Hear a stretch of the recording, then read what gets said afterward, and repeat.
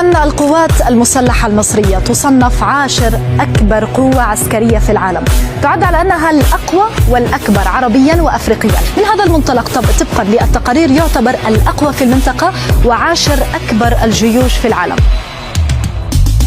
اقرا البيان واتمعنى، ارعى السيوف مسننه، عنا رجال مجننه مثل الصقور اللي تجوب، عنا رجال مجننه مثل الصقور اللي تجوب. اول بيان اول سطر احذرك من الخطر، كم واحد بيته هجر واللي طلناه انقبر، كم واحد بيته هجر واللي طلناه انقبر.